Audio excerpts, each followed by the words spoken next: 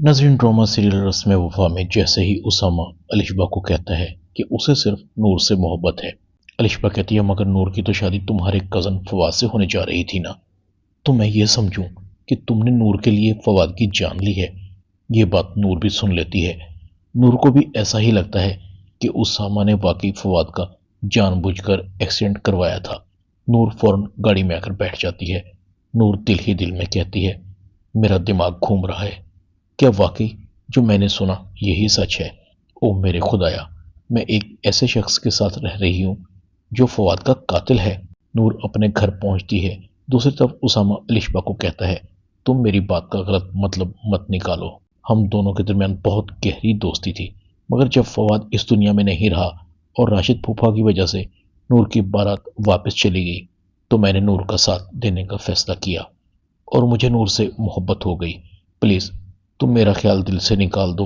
तुम्हारी जगह मेरी ज़िंदगी में कहीं भी नहीं, और ना मैं नूर की जगह किसी और को दे सकता हूँ।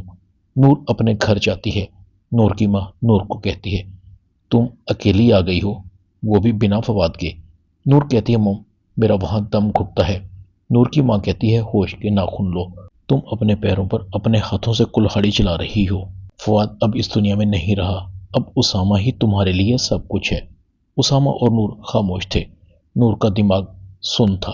मैं तो समझ रही थी कि उसामा ने मुझसे शादी हमदर्दी में आकर की है, मगर ये तो फवाद का कातिल निकला। उसामा की माँ नूर को कहती है, शौहर बच्चों की तरह होते हैं, इसी तरह उनका ख्याल रखना पड़ता है। तुम्हें ज़रा भी उसामा का ख्याल है कि उसे किस वक्त किस चीज़ की ज़रूरत है?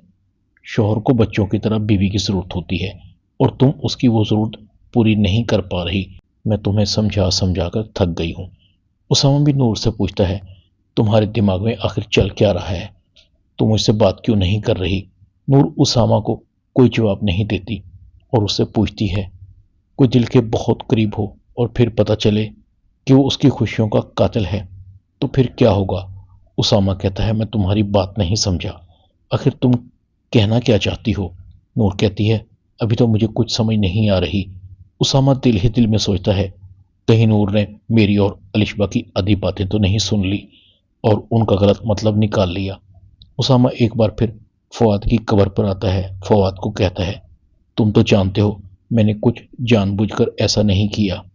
हाँ, मैं मानता हूँ मेरी गलती थी और मुझे उसका पछतावा भी है। काश उस दिन मैं तुम्हें घर से लेकर ही ना आता। दूसरी तरफ अलिशबा रो रही थी। अलिशबा अपनी माँ को कहती, अम्मी उसामा ने मुझे कहा है कि वो मुझसे कभी मोहब्बत नहीं करता था। उसने मुझसे मंगनी तो ज़ारा की वजह से की थी। वो नूर से मोहब्बत करता है। फरीहा कहती है, भूल जाओ उसामा को, वो तुम्हारे काबिल है ही नहीं कि तुम उसके लिए आंसू बहाओ। आगे बढ़ो, तुम क्यों उसका इंतज़ार कर रही हो? अच्छा हुआ उसकी तुमसे शादी नहीं हुई, वरना तुम्हें सारी उम्र का पछतावा रहता। अलिशबा कहती, अम्मी ज़ारा भाभी को हम किसी भी तरह जीतने नहीं दे सकते। आप ताहिर भाई को कहें कि उसे ज़ारा भाभी या हम में से किसी एक को चुनना होगा। ज़ारा अलिशबा की बातें सुन लेती है।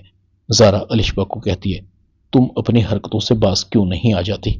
बस कर दो, क्यों हर वक्त फसाद फैलाने पर तुली रहती हो? फरीहा ज़ारा को कहती है, तुम्हारी इतनी मजाल कि तुम अलिशबा के साथ इस लहजे में बात करो। ताहिर को आने दो, अब इस घर में तुम रहोगी या हम? ज़ारा चली जाती है। अलिशबा कहती है, देखिए अम्मी, आपने इसकी गज भर की जुबान, आपकी ढील का नतीजा है ये सब। ना आप ताहिर भाई को लचक दिखाती, ना ये हम पर हावी होती। ड्रामा रस्म वफा में इतना ही। चैनल को सब्सक्राइब कर दें।